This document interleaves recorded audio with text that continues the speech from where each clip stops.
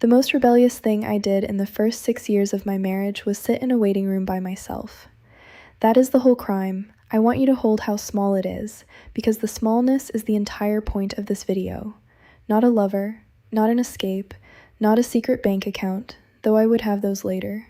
In my 6th year of marriage, I sat alone on a plastic chair in a women's clinic, waiting to see a doctor and say true things to her without a single member of my husband's family in the room, translating, softening, monitoring, or deciding on my behalf what my own body was allowed to report.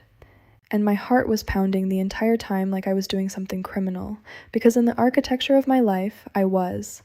Let me tell you how a grown woman ends up treating a doctor's appointment like a heist. In my world, a wife's body is not quite her own jurisdiction. Her health is a family matter, managed, discussed, and attended by committee. When I was unwell, I did not simply go to a doctor, Bushra came, or a sister-in-law came, or the appointment itself was preceded by a household conversation about whether it was necessary, what it might be, who would accompany me, and, always underneath, what it might reveal. Because a woman's body in that house could reveal things that belonged to the family's interests. Was she pregnant, or failing to be? Was something wrong that reflected on the marriage? Was she, in the privacy of a consultation room, going to say something about her life that the family would prefer stayed unsaid? The chaperone was never framed as surveillance. It was framed as care. She shouldn't go alone, she'll get confused, she'll forget what the doctor said. Someone should be there to help her understand. And notice how flattering that care is, how it slips past your defenses. It casts the woman as precious, cherished, too valuable to navigate a clinic unaccompanied. That is the genius of control in that world. It almost never arrives as a chain. It arrives as a cushion, and by the time you notice you cannot move, you have been thanking them for the softness for years. And like everything in that world, the care and the control came braided so tightly that pulling them apart took me years. But here is what the chaperone meant in practice. Stripped of its warm language, there was no room in my life, not one, where I could speak about my own body to a professional whose job was my well-being, without a representative of the household present to hear every word. My name is Amina. I grew up in a strict, conservative Muslim household, and I was married at 19 to a man I had met 4 times. This channel is where I say what I was raised to swallow, and I'll say what I always say, because I mean it. This is not a video against Islam. My faith is still mine. I pray 5 times a day on a rug I chose myself. And I want to be precise tonight because this is exactly the kind of restriction the culture loves to dress in religious language. My faith does not forbid a woman from seeing a doctor alone. It does not make her body her husband's information or her mother-in-law's committee. My religion actually holds a woman's health, her body, and her life as her own trust before God. And it was scholars of my own faith, centuries ago, who wrote extensively on women's medicine and a woman's right to treatment. The chaperone at my clinic door was not put there by God. It was put there by a culture that had decided a woman's body was too important to be left in the woman's own hands, and called that decision modesty, and called it protection, and I believed it until the day I didn't. The house is not the faith. Tonight, the house followed me all the way into the examination room, so how did I end up there alone? I need to tell you honestly, because it was not bravery, it was a gap. There was a stretch that year when I had been genuinely unwell, nothing I will detail, it is mine, but it was persistent and it was frightening, and it was the kind of thing a woman needs to be able to describe fully and truthfully to a doctor, with all the context, including the context of her life, because bodies and lives are not separable, and any honest physician knows it. And every appointment I had been to about it had been chaperoned. And in every chaperoned appointment, I had done the thing I did everywhere. I had softened, I had edited, I had performed the manageable version, I had answered the doctor's questions with one eye on the family member beside me, censoring in real time anything that might travel home. I was receiving medical care through a filter, and the filter was making the care useless because you cannot be diagnosed accurately by a doctor you cannot speak to honestly. And one afternoon, through a coincidence of logistics, an appointment that landed on a day when the usual chaperone could not come, and a household distracted by a larger event, I found myself with a small unwatched window. I could reschedule and be accompanied as expected, or I could go, alone, now. I want you to understand the size of the decision that was actually in front of me, because from outside it looks like nothing. A woman going to her own doctor's appointment, and from inside it was one of the most frightening choices I had made in years. Going alone meant lying, or near lying, by omission. It meant a consultation whose contents no one could monitor. It meant, if discovered, a very particular kind of trouble. Not violence, you know my world, but the cold season, the questions, the what did you have to say to a doctor that your family could not hear, which is a question with a trap in it. Because the honest answer, everything, is also the answer that indicts the whole arrangement. I stood in that gap for a long time. I remember the exact physical sensation of it, standing in my own hallway, dressed to go, my hand on my bag, my heart going, running the calculation I ran on everything by then, the cost of being caught against the value of the thing. And the thing was so small, a doctor's appointment. Attended alone, like a billion women attend them daily, all over the earth, without one thought, and I had to weigh it like a smuggler weighs a border crossing, because in my life it was one. That is the detail I most want the outside world to understand about a controlled life. It is not the dramatic prohibitions that tell you where you are. It is discovering that an ordinary Tuesday errand requires the nerve of a heist. When the smallest free act of an average adult woman makes your heart pound with genuine fear, you do not need anyone to describe your cage to you. Your own pulse has already drawn the map. And then I went. And I want to describe what a chaperoned appointment actually did to my medical care, because people underestimate this, and it is not a small harm, it is a danger. When Bushra sat beside me at the doctor's, I was not one patient in the room. I was a patient performing for an audience whose report would travel home. So watch what I did, automatically, every time. The doctor would ask how I was sleeping, and I would say fine, because I lie awake most of the night was a sentence that would become a household discussion by dinner. She would ask about my appetite, my energy, my mood, and I would hand her the version calibrated for the ears beside me, not the version that was true. She would ask gently if there was stress at home. Good doctors always ask. They know the body keeps the score of a life. And I would smile and say, no, alhamdulillah, everything is good, with the source of the stress sitting 18 inches to my left, listening. Do you see the trap? The one question whose honest answer might have actually helped me was the one question I could never answer honestly, because the thing stressing my body was frequently the very person sent to accompany my body to the doctor. I was being asked to diagnose a house fire in front of the person holding the match and call it a lovely warm evening. And so, appointment after appointment, I received care for a filtered, softened, partial version of myself, treatments aimed at symptoms disconnected from their cause, because the cause could not be spoken aloud in a chaperoned room. My health was not just surveilled, it was sabotaged quietly by the very care that was supposed to help it, because you cannot heal what you are not allowed to describe. That is what the chaperone cost me, in plain medical terms. Years of treatment aimed at a woman who wasn't fully in the room, because the woman who was fully in the room had been left at home, where she lived, unwitnessed, behind a window. Before I tell you what happened in that room, because something happened in that room that changed the course of my life, and it was not medical, I need to say one thing. What I share on this channel is real, but it is the surface. There are things I have never been able to say on YouTube, the parts they would take this channel down for, the parts that need a closed door. So I wrote them down, all of it, the whole record, in a book I called The Silence They Called Modesty. 10 chapters, 10 objects I can still see when I close my eyes. If you want the full story, the cover is on your screen right now. Scan the little square with your phone, or the link is at the top of the comments, pinned. But let me get back to that waiting room, because I sat in it alone, terrified.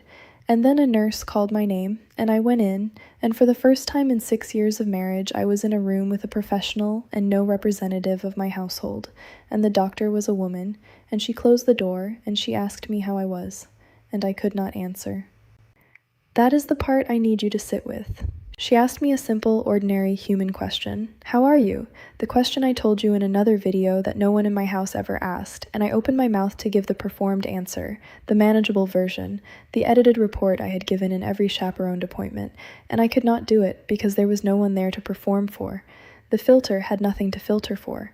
And into that silence, I still don't fully understand how it happened. 6 years of damned water finding one crack. I began to tell her the truth. Not just about the physical symptom, about the tiredness under the symptom, about the life the tiredness was growing in. I did not tell her everything. I did not have the words yet. I wouldn't have those words until a room full of plants years later. but I told her more true things about my own life in that 20-minute appointment than I had told any living soul in 6 years, because she was the first person in 6 years positioned to hear them. A professional, sworn to my well-being, behind a closed door, with no one from the machine in the room. And she listened. And she did something no one in my world had done in a very long time. She treated my report as real. She did not audit my gratitude. She did not check my faith. She did not look for enemies with envious eyes. She wrote down what I said as information about my health, because to her that is what it was.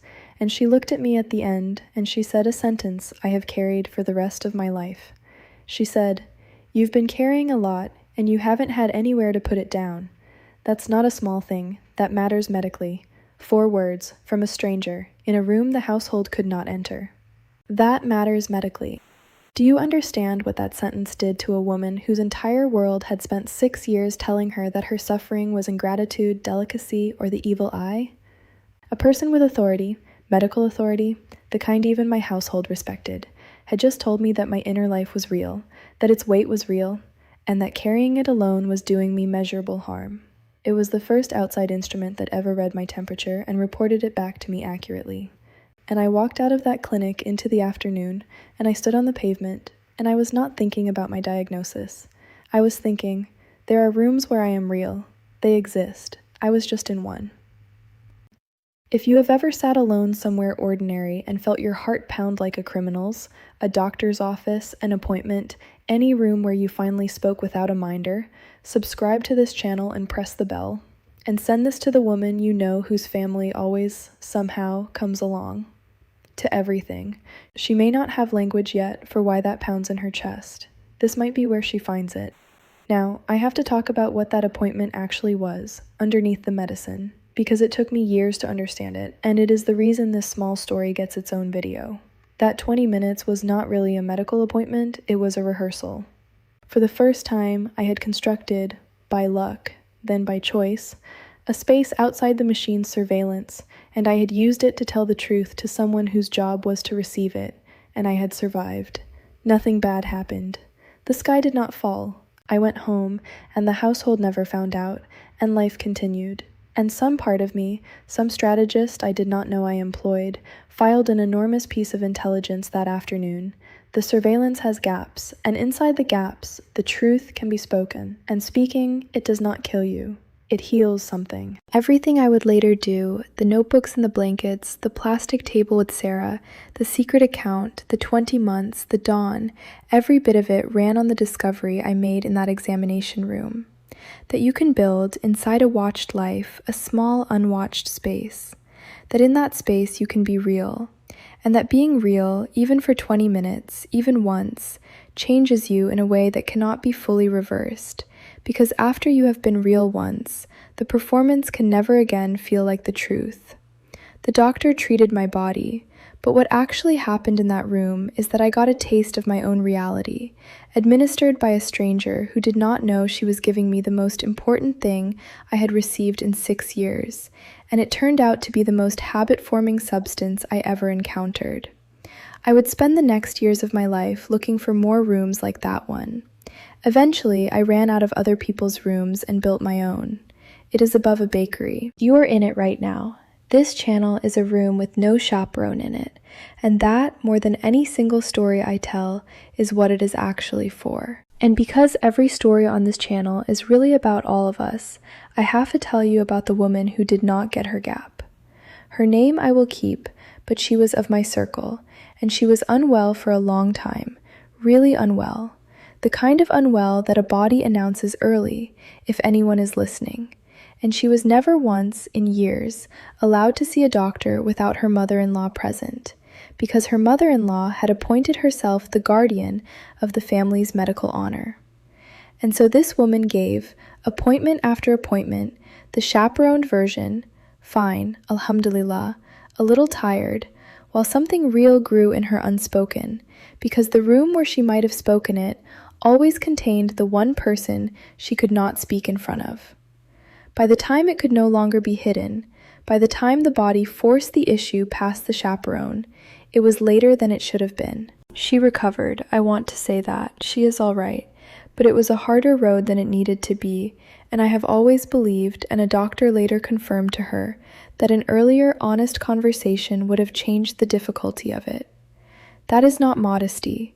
That is what modesty costs when it is allowed to follow a woman into the one room built to save her life.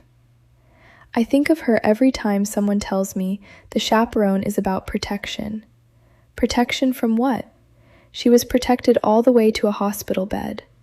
The only thing the chaperone reliably protects is the household's control over what a woman's own body is permitted to say about the household. Years later, the plants, the office, another room where I was real, I told Dr. N about the clinic, the gap, the door, the sentence, and she said, "Amina, do you know what you're describing? You're describing the first time an outside authority validated your reality against the household's version. And I want you to notice that it was a medical setting, because that's not a coincidence. Controlling systems can dismiss a woman's feelings as delicacy, her complaints as ingratitude, her sadness as spiritual failure. Those are all contestable, deniable, reframable. But a doctor occupies a category the system can't easily overrule. Expertise it has agreed to respect. That is why the chaperone existed, Amina. Think about it. The chaperone was never really about modesty. It was there because the examination room is one of the very few places in a controlled woman's life where she might encounter an authority higher than the household. Someone with the standing to tell her that her suffering is real and named and not her fault. The family didn't fear the doctor seeing your body. They feared the doctor seeing your life and believing you, and you believing the doctor. The chaperone wasn't a guard on your body. It was a guard on your reality. And then she said the thing that reframed the whole small story into a large one. You didn't sneak out to see a doctor, Amina. You snuck out to be believed. And once a person has been believed, even once, the spell of not being believed begins to break. That appointment wasn't your medical history. It was the first day of your escape. You just didn't leave for another 3 years, because it takes a while to build a life around a thing you learned in 20 minutes. You snuck out to be believed. My daughter is 9, and last month she had an appointment, an ordinary one, and she talked to the doctor herself, chattering, complaining, describing her own body with total confidence, correcting me twice, addressing the physician directly as one person to another. And I sat in the corner as the accompanying parent, present because she is a child and children need an adult, not because her body reports to a committee. And when the doctor asked her how she was feeling, my daughter answered honestly, immediately, without one glance at me to check what she was allowed to say. And no one in the history of that child's life has ever taught her to look at me first, because I made a promise in a clinic waiting room years before she was born, on a plastic chair, with my heart pounding like a thief's, that if I ever got a daughter, she would own her own body and her own voice and her own reality completely, and would never, not once, have to sneak out of her life to be believed. She has no idea. She thinks talking honestly to her own doctor is just what people do. It is what people do. It's just that some of us had to commit a heist to find that out. A plastic chair, a pounding heart, a closed door, and a stranger who asked how I was and waited, actually waited, for the true answer. 20 minutes. It started everything. Never let anyone tell you the small rebellions are small. And if today's story reached you, the whole record is in my book, The Silence They Called Modesty, the parts I cannot say here, the parts that needed a closed door. The link is pinned at the top of the comments, and the code is on your screen. It found me when I needed it. Maybe it finds you the same way. If you've stayed with me to the end, thank you. Subscribe if you haven't, tap the bell. There is so much more to say, and I'm not stopping. My name is Amina. They taught me that my silence was my worship. Nobody told me what it was costing. Now I know. And now, so do you.